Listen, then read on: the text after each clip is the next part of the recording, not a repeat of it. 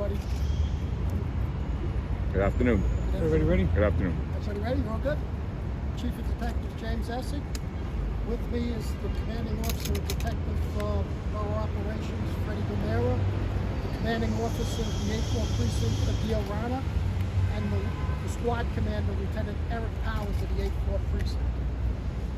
At approximately 1:45 today, a male, 15 years old, was shot one time in the abdomen.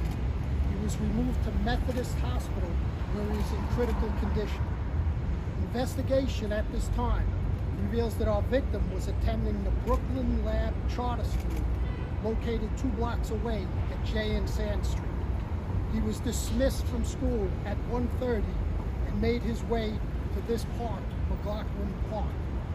Witnesses state he was sitting on the bench with 2 females when 2 males approached. Words were exchanged and a fistfight ensued. The male is described as wearing all black and a black mask, removed a firearm, firing one time, striking our victim. Our shooter, along with the second male, described as wearing a gray hoodie and a mask, fled eastbound on Tillary towards Adams Street. Both males were described as school age. The investigation into this matter is ongoing and continuing.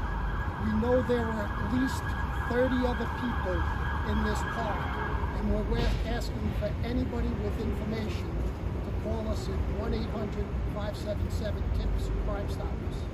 With that, I'll take any questions. Have you spoken to the 2 women that were with the victim? Could they provide any insight as to what the argument may have been about? Those 2 witnesses are in the 8th Floor Precinct Detective Squad right now being in. Do we have any idea what the argument is about? Now, we're going to go back to school, look at school, talk to people at school, see if there was any argument at school during the day. We're also looking for any of those witnesses who were in the park that fled the scene to come forward. You say females who were sitting over the bench are also high school aged? Yes.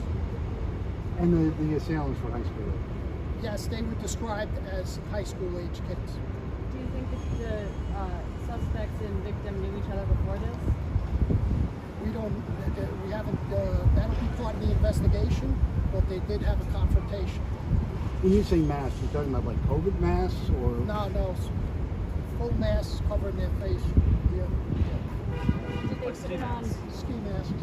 Did they put it on before they approached, or they put it on while they approached? The witnesses described them as having masked up as they were getting into the school. Could you speak to the concern citywide, department-wide, children going back to school? We have 15-year-old kids now a week into classes. One of them may have had a gun, shot another kid. Just your reaction, your message to the city as kids go back to school. Well, we see violence. We have robust school plans, as the precinct commander can talk about. But it's always a concern to return to school. We see the shooting victims, the shooting perpetrators younger and younger, and it's a great concern to us.